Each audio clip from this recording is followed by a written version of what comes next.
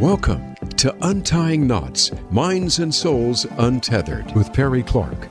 This program looks at mental health from unique perspectives and shows you how to manage your life by finding the knots that help you and stay away from the ones that could be a disadvantage.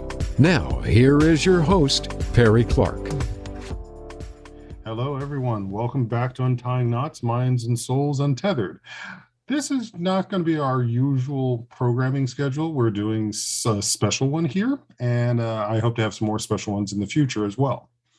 So I want to remind everyone that this podcast and all of the podcasts here are for entertainment and educational purposes only. They do not constitute working with therapy services, and I strongly recommend seeking services in your area to work on your unique issues. Now, today's podcast, which is the first of the specials, is working on talking with several of my colleagues. As you've heard in some of our other episodes, we've talked about brainspotting. Now, and amongst brainspotting, there are a number of different, let's call them branches for the moment. One of the ones is going to be talking very much about the aspect of intersectionality and racism and social justice. So my guests today, one of which you've already heard before, the lovely Tracy Gatlin-Monroy. And in addition, we also have Ben Yokoyama as well. So let me go ahead and introduce you to them in more detail, and we'll go ahead and get them in here for the rest of this conversation. So let's start with Tracy. So Tracy, sorry, wrong one. So Tracy, affectionately called TG, is a licensed practice psychotherapist and certified Brainspotter practitioner, consultant, and trainer located in the Atlanta area. Tracy is a fierce proponent of social justice, social care, mental health, behavioral health, and is dedicated to treating and providing care support to public figures, health professionals, individuals, couples, adolescents, and young adults. And this leads into her work about developing the intersectionality as well as the social justice component.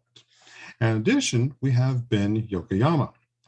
Ben is a licensed marriage and family therapist and has a private practice in San Francisco. He's a somatic therapist with a master's in somatic psychology and additional certifications and trainings in brainspotting, the neuro-affective relational model, or NARM, also trained in EMDR, family constellation, and MDMA assisted psychotherapy. Ben is a queer Japanese American, pronouncing he, him, his, and the first generation born in the U.S. His first career was a certified public accountant, working primarily in corporate America for over 20 years. His path to becoming an MFT included being a trained body worker, a yoga teacher, and a practitioner of Vasaprasthana. I may have you explain what that one is. I think it's Vasaprasthana meditation. He primarily works with adults who identify as queer and or BIPOC from a complex and intergenerational trauma perspective. Tracy, Ben, welcome to Untying Knots. Glad to be here. Thank you, Perry. So, Tracy, as you were my first recording on here, everyone can go back and listen to that. I'm going to go ahead and start with Ben here with the classic question of, how did you get here? And clarify that name, Ben, or what you do, because you're so deep. That form of meditation is called Vipassana meditation. And the training or the retreat I went to was by Goenka, who was the teacher. But I had a long winding path to end up right here. I grew up in New York City. My parents immigrated from Japan back in the late 50s. My dad came first, and then my mom was in the early 60s. I am number 3 out of 4 kids. And yeah, I mean, I think there's no typical, but a common like immigrant experience. Both of my parents were college educated, but they had to do something else when they got to the United States. At some point, they started their own business. And so, you know, I kind of grew up working. I think I started working at the age of 8 and helping out at the warehouse. And I would say there's just life was just really confusing. There weren't a lot of guideposts as far as how to be American, how to be a Japanese American, how to be gay. And so I just kind of did what I thought I was supposed to do, go to college, get a degree in accounting. And I guess, it's just these series of midlife crises, I'll call them, that grabbed my attention and said that I had to do something different. One of them was coming out of the closet at the age of 26. And when I was 27, I tell folks I ran away from home and moved to San Francisco and try to figure out what it meant to kind of be gay and explore my sexual identity. Another midlife crisis was quitting a job, an accounting job I had for 10 years, and starting to get the idea that accounting wasn't my life passion. I just didn't know what that was. And that took me on this kind of 11-year journey of just trying different things, like body work, like yoga, like Vipassana meditation. And, it was my body that was kind of trying to get my attention through pain, back pain, sciatic nerve problems, and all these other things that something wasn't right. And eventually, I knew that I was turning 50 soon. I was 47 years old. I knew that I had another midlife crisis probably pending and that I should do something about it. And so I had heard about somatic psychotherapy. The universe put 1 out of 3 programs about a mile away from where I lived, and I applied to it. It was the only program that I applied to. I figured if I wasn't meant for this work, that I wouldn't get in. So I got in. It was a 3-year program. I graduated maybe 3 weeks before my 50th birthday, and I just kind of continued. I decided I would get licensed. And I knew that I didn't want to work in agencies. I knew that I had to be there to get my hours, but that if I got licensed, I would open up my private practice. And that's what I did. And, because of my massage and my yoga, I follow the path of somatic psychotherapy, and I started looking for a lot of trainings. NARM and EMDR were 2 of the first ones. And, I started getting interested in intergenerational trauma because of my parents and them growing up during World War II and then immigrating and leaving, right, their home country. And and then, it continued. I think what in the last couple of years has been drawing my attention are those programs that are focused on social justice and offering like affinity spaces for training, just acknowledging that we still live in systems of oppression and being able to go the extra step in making space in their trainings. And so MAPS, with their MDMA assisted psychotherapy program, was the first one that I attended in 2019. I had not even heard of Brainspotting, but then on my Facebook, right, this BIPOC training in Brainspotting popped up, and that caught my eye. And I did the training with John Edwards and Steve Sawyer, and I haven't really looked back since. I think I've done about 7 or 8 specialty trainings, phase 1 to phase 4 masterclass. I guess I'll stop there. That's kind of what brought me here. That's right. I've got a few more classes I need to catch up to your 7, but still. So you and I were also part of Tracy's particular program. So Tracy, can you give us a quick rundown on what your class was? And we'll branch off from there. Thank you, Perry. So I am Tracy Gatlin-Monroy, and I am in the Atlanta area. excuse me, I am the first Black female trainer for Brainspotting worldwide. And I say that with intentionality. Thank you, Ben. I say that with intentionality because when we think about intersectionality, when we think about social justice, major components for me lend itself to inclusion, equity, representation. And what that looks like, being that I am a Black American, cisgendered, spiritual woman of faith, upper middle class, prone to collectivism, and able-bodied. And so what I just demonstrated were some of my social locations from an intersectionality perspective. And there's something about me even expressing the collectivism piece of that, because it's coming to my awareness more and more that individualism is a thing. And so when we start talking about intersectionality, when we start looking through the macro lens of the United States, America, and North America, and I say that with intentionality because the US is not the only part of the Americas. And oftentimes we misalign ourselves with separation than inclusion in our unawareness. Which leads me to Brainspotting, Intersectionality and Social Justice, which is a training I developed during my activation. I think it was 2020. The years are moving right along with this whole idea of pandemic. I think it was 2021. 2021. Thank you. Thank you, Perry. It's been a couple of years in now, and time's moving expeditiously.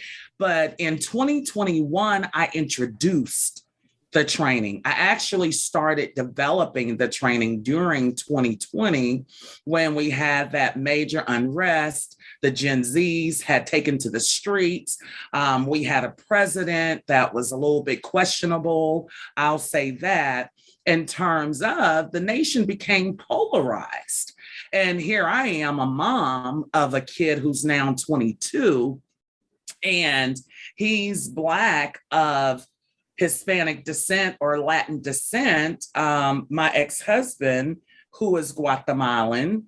And so to be in the home with it, not only were we contained, right, but there was also other things, George Floyd, Breonna Taylor. I'm here in Georgia, Aubrey, his name escapes me. Ahmaud Arbery. Thank you, because it's just been so much. I can feel the activation now. When I talk about activation, I'm using Brainspotting language per se. And so I was so impacted. And my major concern was losing democracy for me and community, because there was no context. There had been no experience in the manner in my lifetime, because I'm 52 years old. You know, I'm a Geechee girl from Charleston, South Carolina, raised in the suburbs of Somerville. And so with that, I didn't understand, but I knew that my body, I knew that spirit was speaking to me, and I became impregnated with the idea of, we have got to begin the conversations. We have got to increase our awareness, because what's being promulgated is less than accurate. Because as a Black American woman, I found that dominant culture has taken the liberty to speak for us as though they had primary sources. One of the whole nasty games has been the silencing of the Black woman in particular. And it was done right there during freed slave and Reconstruction, whereby when we were supposedly, quote unquote, coming into that freedom, we were also being undermined consistently. And so with that, I prayed, you know, I spent time with the Lord. I sat with the Lord. I'm like, what is going on here? what's happening? I've got to have a dog in this fight. I've got to have a voice.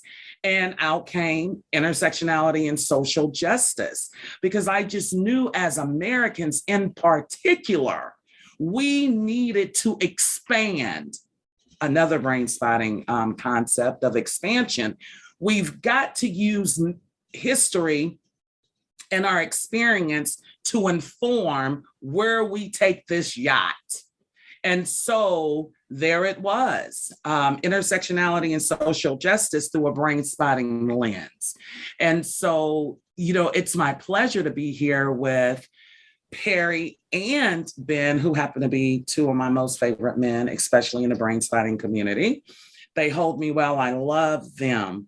And so, with that, in my very first training, both Perry and Ben attended. And it was just simply amazing that my response was tearfulness, because it was such a joy, because the attendees became the confirmation and validation of the need for the training. And it's a 3-day training. We have one coming up May 27th, 28th, and 29th. And I also want us, Perry, to talk about the ripple of that training, because Ben attended the training, and we do dyads, experientials, neuro-experientials during the training. Some call them demos. And Ben came up with, we need a setup to deal with this stuff. And so Dr. David Grand, the founder and developer, was at the training with me. David actually collaborated with me because I needed him to make sure and ensure that I was seeing Brainspotting through an appropriate lens as it pertains to social justice and intersectionality. So that's my deal with the training. Mm-hmm. Yep, very much of that training as well. And that's where I took from my experience in there, is recognizing myself, not just because of my learning disability with dyslexia, but I now recognize myself as part of the neurodivergent spectrum. While I may not be on the ASD spectrum, I am definitely processing information differently than what we consider neurotypical, and an identity that I took on and recognized, and I feel has given much more comfort to working with it, which is why pronouncing that meditation was a difficult thing for me. So, and I don't want to butcher stuff. So it's like, no, I'm going to back up and let the person who can speak to it better happen. But which lovely segue into the standpoint of, we need a setup. So, and I think, Ben, you and I were also at a master class where one of the things that I know we were talking about in that towards the end of that class was the idea of, is there an oppression spot, which I'm willing to bet this also got tied into the development of this. And your work as of late in this process has been about developing that setup. So what can you add to this? I'm trying to think the best way to answer that question, and it's a great question, because I think there are a lot of people trying to figure out how do we get rid of these systems of oppression.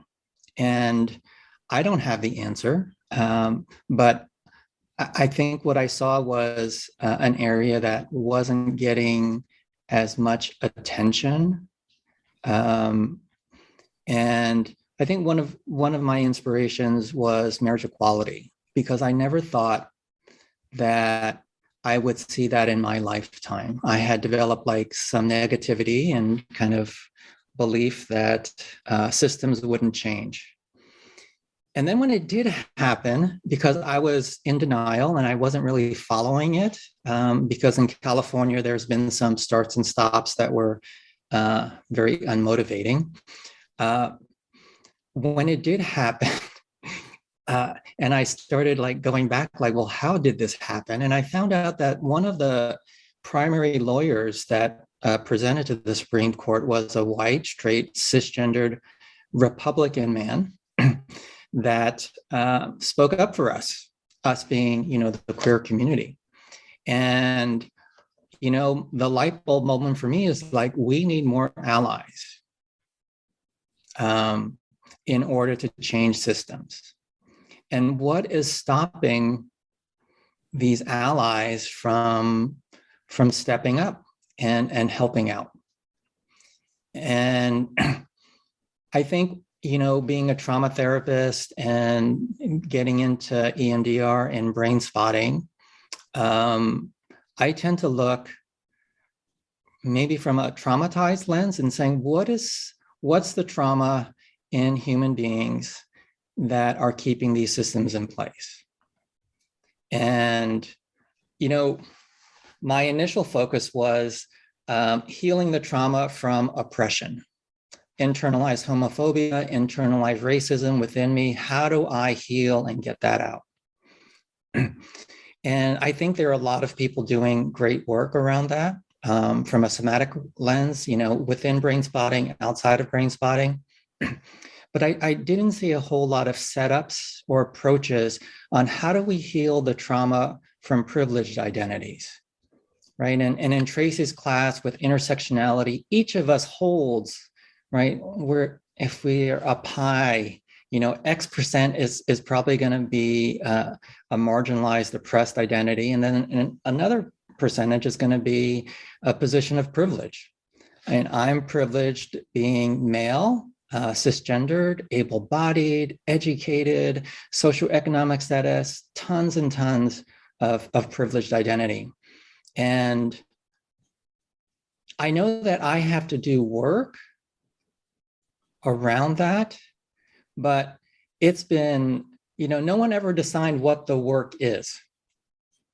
And I'm like, well, if I have a setup that makes it a little easier for people to do the work around their privileged identities and the trauma that might be underneath that's supporting, systems of oppression, that was kind of my motivation.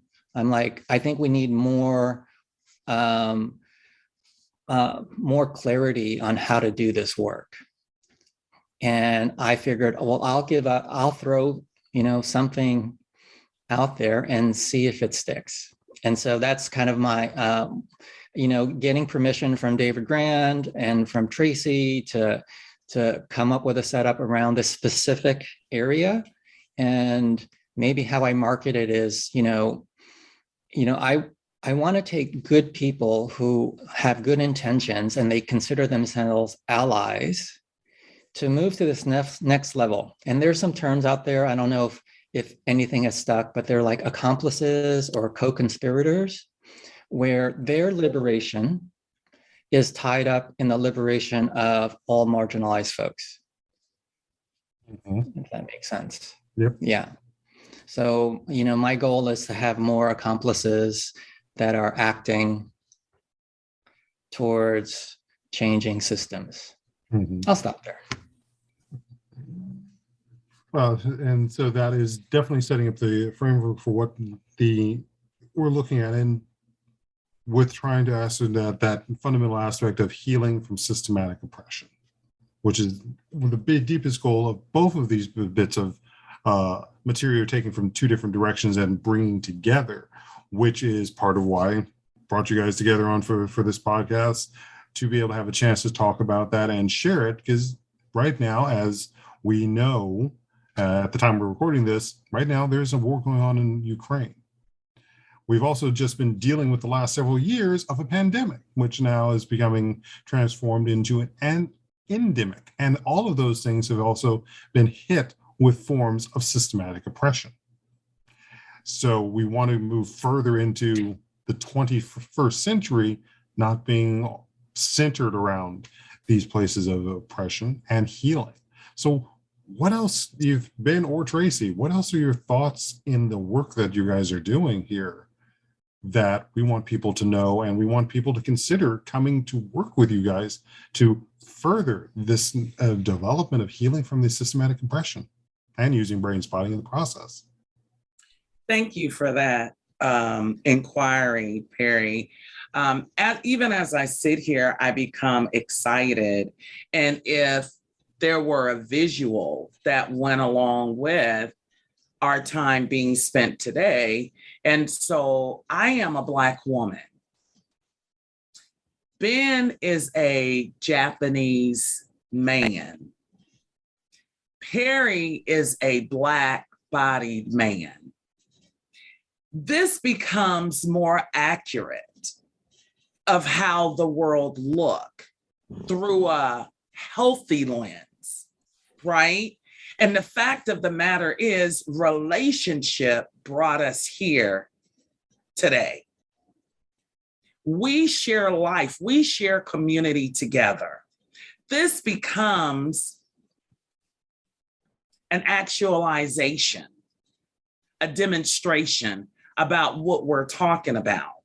I love when Ben spoke about the reality that we all have social locations, whether we know it or not, because at the end of the day, there's something about that ocular test that when people see you, something registers.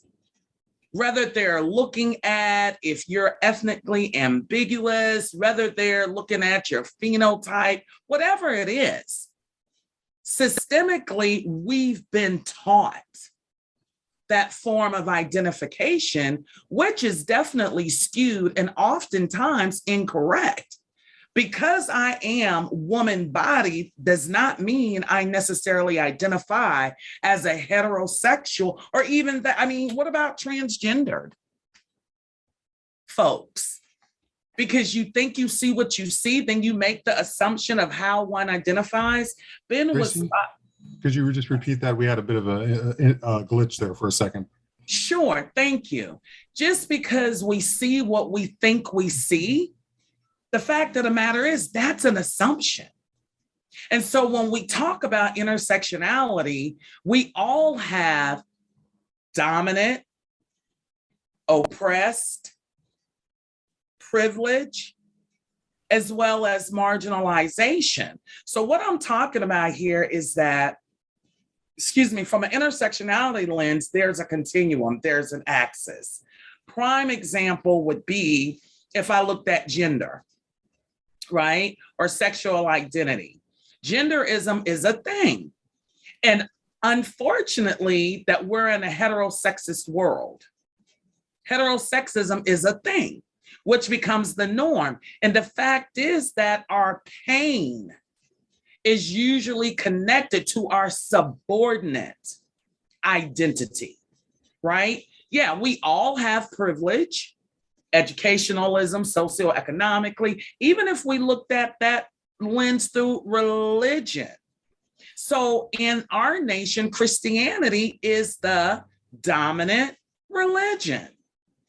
Anyone identifying in a Semitic religion, Buddhism, the whole plethora, that becomes subordinate to the dominant, right? And so the subordinate runs tandem with the oppression.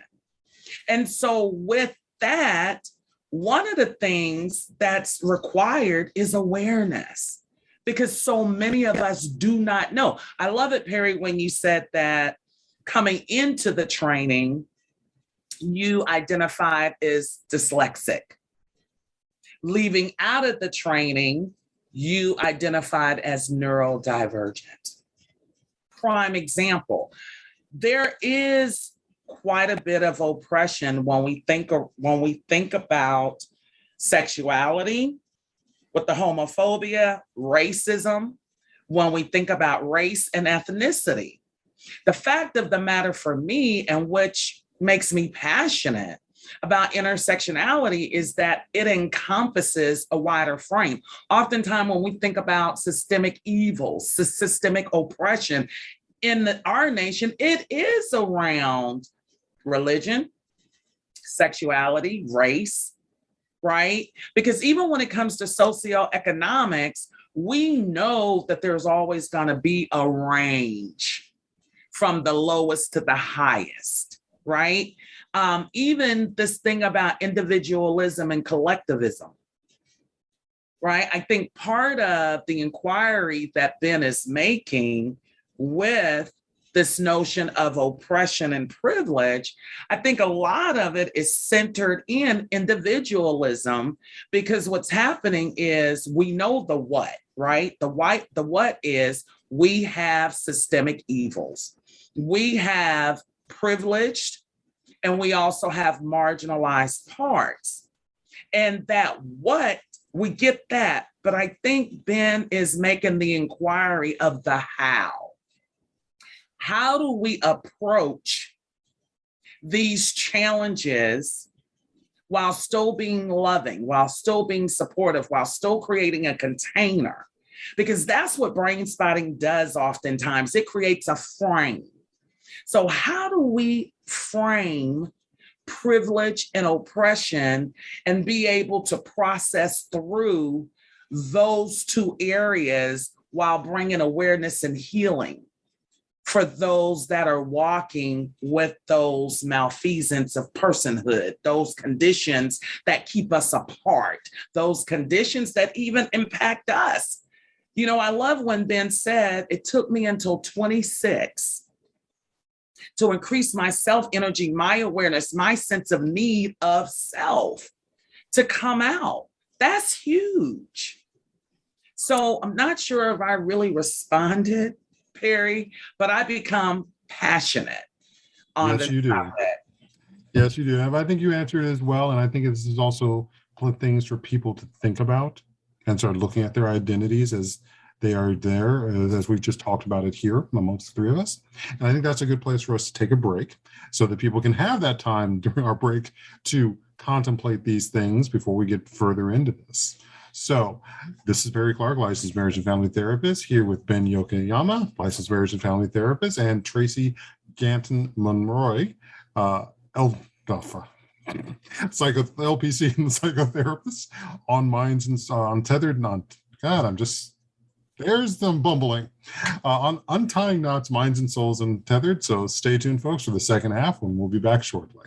If you think you've seen online TV before, let us surprise you. VoiceAmerica.tv is online now. The leader in live internet talk radio has done it again. Multiple channels, a state-of-the-art viewing experience, live and on-demand programs streaming 24 hours a day. It's exactly what you want, when you want it. VoiceAmerica.tv. From health and wellness to business, sports, and everything in between. Discover our new world. Visit VoiceAmerica.tv now and experience the future of online television. VoiceAmerica.tv.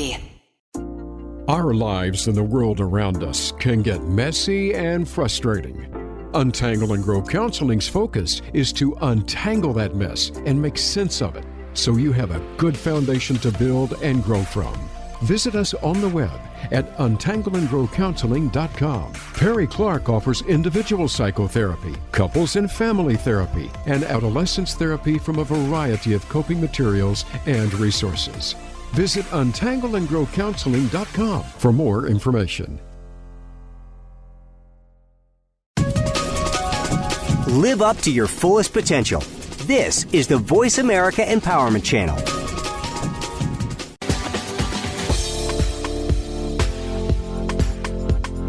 You are listening to Untying Knots, Minds and Souls Untethered.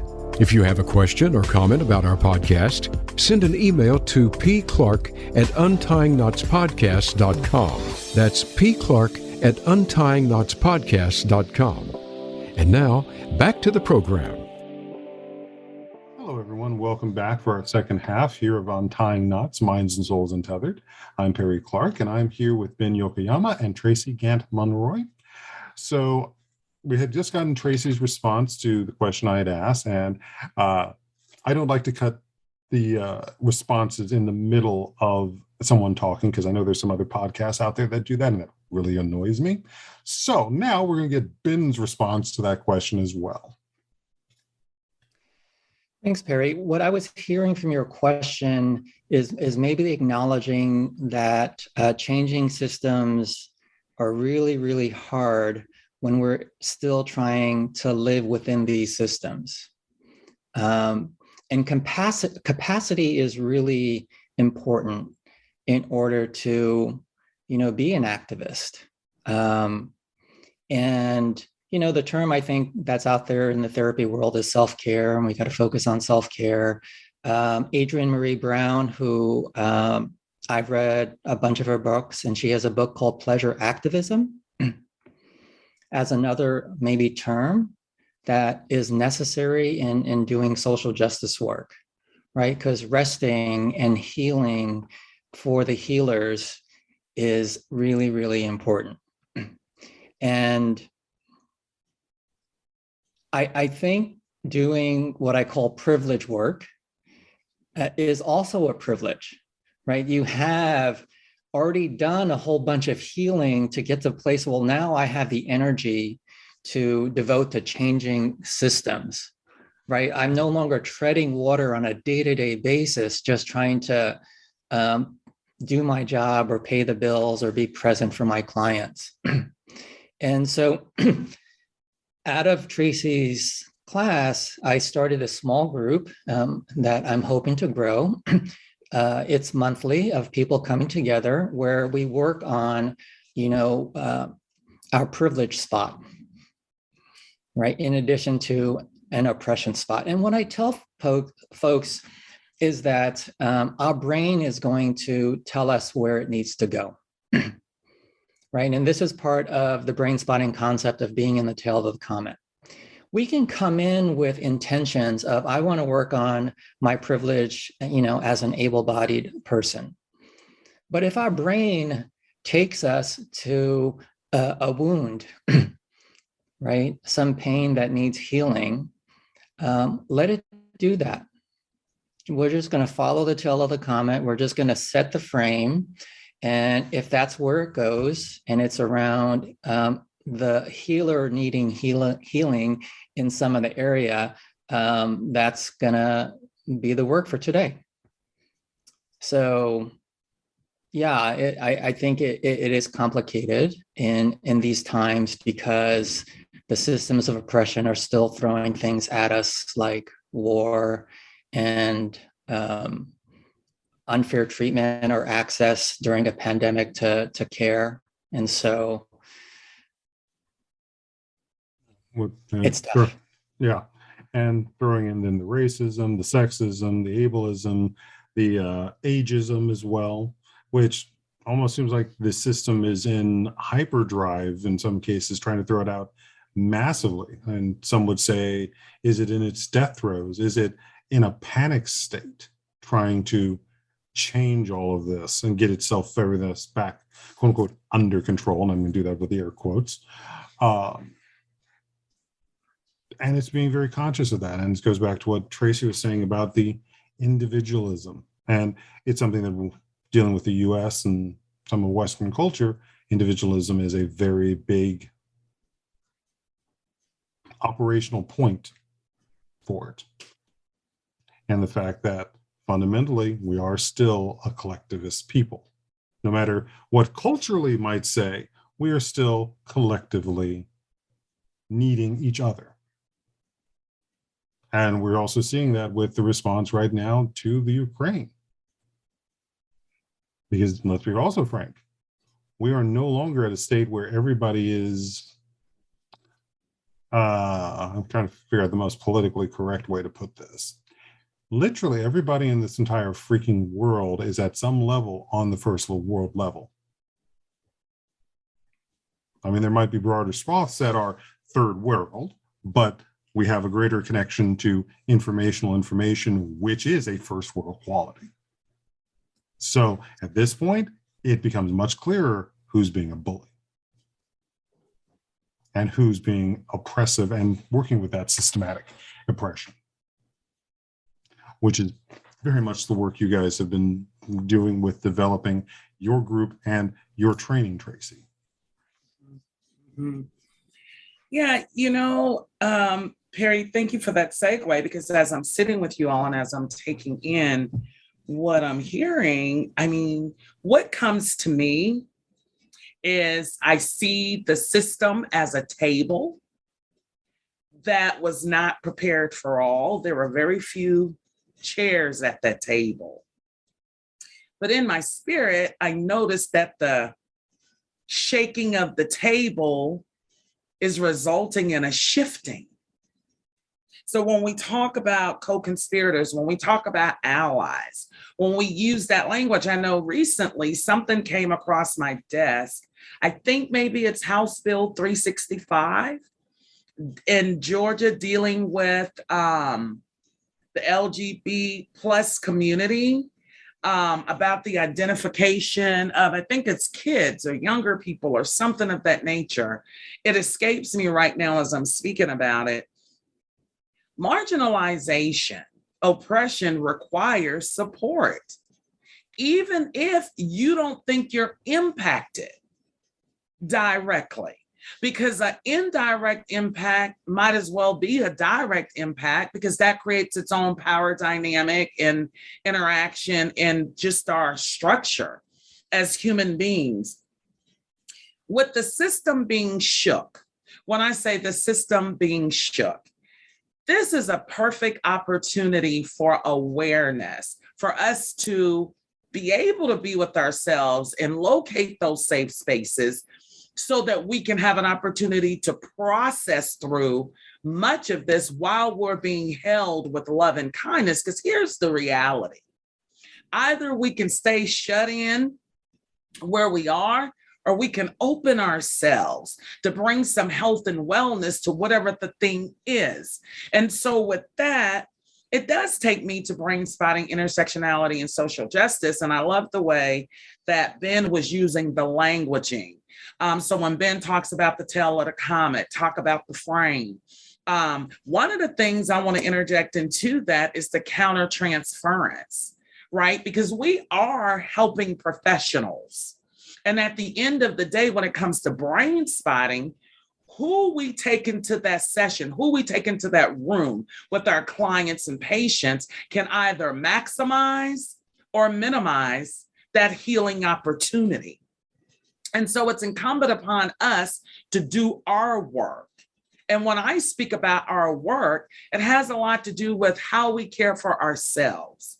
What are we pouring in to be able to pour out what is usable? And so if you're unaware of your social locations and your thoughts and feelings around that in your body from even a somatic responsive area, then that becomes problematic. If you're sitting with different than me, differentism is a thing. And if I'm sitting with different than me and I'm looking to interject in the frame me, how are you able to hold that space for the client? What space do they have to bring in whatever part of themselves? The brain does go where the brain needs to go, intention or not, because oftentimes our intentions are rooted in a whole other place that the body and the brain knows. That's the beauty of brain spotting, because we don't have to know as a client or as a practitioner. And so with that, even as practitioners, we get to use brain spotting for our own health and wellness, for our bodies and our brains. And with that, brain spotting, intersectionality and social justice does require phase 1 or phase 2 of brain spotting, because we do not teach brain spotting technique at the training. It is an advanced training. And with that, I'm so stoked about people having the experience and the information. My training also allows for payment plans. You can find me at gracecommunitycounseling.com. www.grace, Grace, community, COMMUNITY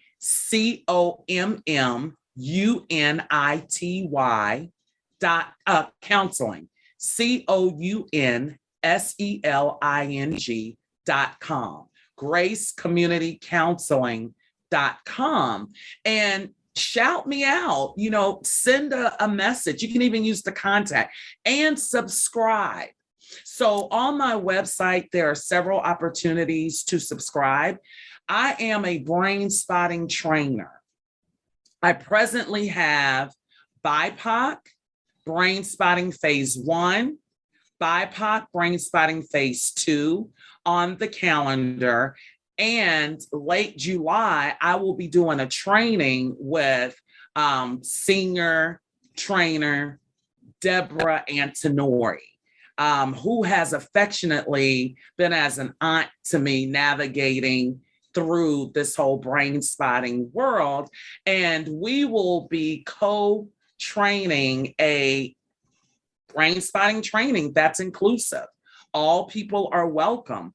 And so with that, check out my website, www.gracecommunitycounseling.com. Subscribe. There are options to subscribe for BIPOC trainings, Brainspotting, Intersectionality and Social Justice trainings. And there's also an opportunity to subscribe for my traditional, and I say traditional because previously in Brainspotting, there was no such thing as BIPOC trainings. So I will be partnering with Deb, Antonori, and others, just co-leading trainings in Brainspotting that are inclusive. Everybody can attend. And so thank you. All right. And what about for you, Ben, with those who want to start working more with your group that you're working with as well and you've set up? Yeah, my group is focused on Brainspotting. So similar to, I think right now most of the people that are in the group are attendees of Tracy's Brainspotting Social Justice and Intersectionality class. The intention is to focus on the Brainspotting community. The setup and the work isn't necessarily for our clients. It's for ourselves and how we treat each other in the Brainspotting community. Hopefully it's an alternative to cancel culture and conflict around differences, where people can kind of come together and work on, whether it's healing from our oppressed identities, or it is, as an example, maybe you were in a training and you got called out for your privilege and you're activated about it. And there's some anger, or there's some guilt, or there's some shame, and it's hard to talk about. You can come to my group. We meet once a month and we process that activation from a neuro-experiential way. It's not an intellectual, let's talk it out. It's like, let's process your nervous system so that your neocortex is online and you can actually have a conversation about this. And so this group is for Brainspotters. We're trying to create a culture of inclusivity to provide psychological safety to do this work, as well as accountability, right? To kind of provide support and encouragement that this is really important work to do, so that we can create a Brainspotting community that is inclusive, equitable, and diverse. And want to remind everyone that Brainspotting is not just something that therapists and those who practice psychology are doing. Brainspotting training is open to those who are in the healing profession. So whether you're a body worker or someone who focuses on yoga teaching, you can get Brainspotting training as well. And that becomes that basic foundational component that allows you to be able to take these more advanced classes, which we're talking about here. As you were talking, Ben, and the equally Tracy, it makes me immediately think of the quote from Octavia Butler, the speculative writer, and the statement of, everything you touch changes. Everything that you have changed changes you as well. I may have paraphrased that a little, but essentially there is a reciprocation of change going on no matter what you touch, and what you have touched changes you. So our working on these things allows us to help change people, but equally we are affected by who we work with. And even we need to be able to address what's going on, because as the line I always put from Star Trek Next Generation is, who he takes care of the caretakers as well. I was waiting for that. I was waiting for some sci-fi. I was waiting for it, Perry. You can't help yourself. I love it. Hey, it's my jam. It's your jam. I'm a nerd. I'm a geek. You're my Dr. Spock, baby. That's why I'm a fan of the Doctor, and I like Spock as well. Two of my foundational role models growing up. So with that, can I just say one last thing? Sure. So I do want to express that I support the work that Ben is doing. So when Brainspotting, Intersectionality and Social Justice was in its development stages, David said to me, Tracy, you know that this work you're doing goes beyond Brainspotting. And I lovingly said to my mentor, absolutely, I know, but right now my focus is here in this community. And so it's not a class, it's a group of like-minded people coming in. I want to say this about Ben. Ben's a bit modest, right? And when I say modest, I'm not making any associations with that model minority crap. I'm talking about Ben from a personhood perspective, having spent personal, intimate time with Ben. So Ben is one of these people that'll come into a space, and Ben always has beauty to contribute, righteousness to contribute. And what Ben will attempt to do is to fall back, and I always yank Ben forward because Ben's contributions oftentimes are one to grow on. Ben has much wisdom.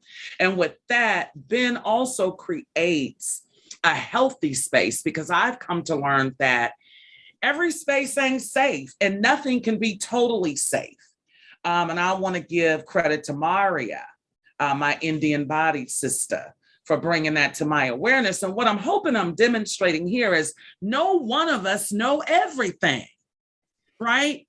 Learning and teaching has reciprocity, mutuality. We learn and teach one another. What I can say about Ben set up in the space that Ben is developing with a team who also attended the intersectionality and social justice training is that Ben has a context, Ben has organization, Ben has order.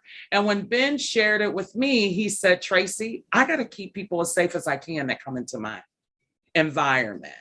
And so I want to say that because these topics we're talking about, they're heartfelt. They can be visceral. You know, we're all carrying something, right? And what that something looks like, we can't know oftentimes because we can even go from pre-verbal on back.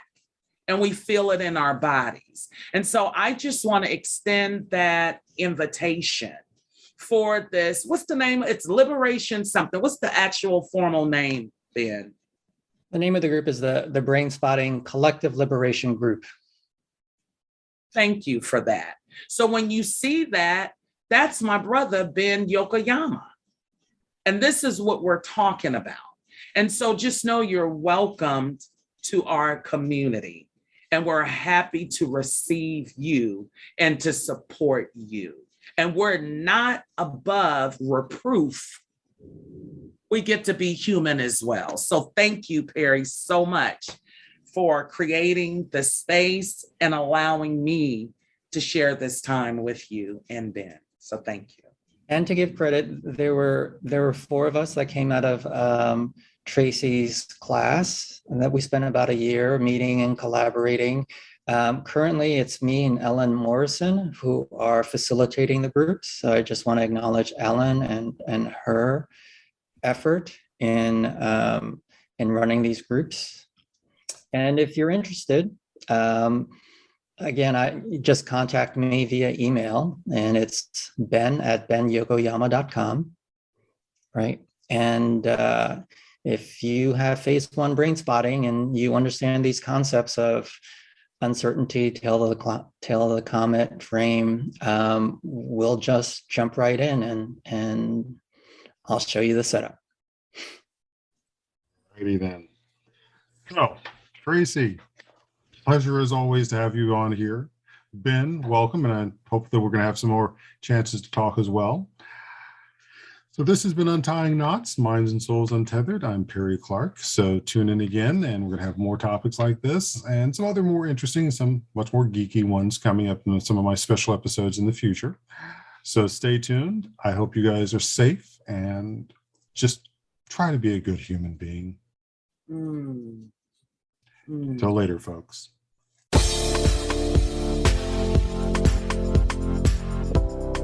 Thank you for tuning in for Untying Knots, Minds and Souls Untethered. Be sure to join your host, Perry Clark, for another episode on the podcast coming soon on the Voice America Empowerment Channel.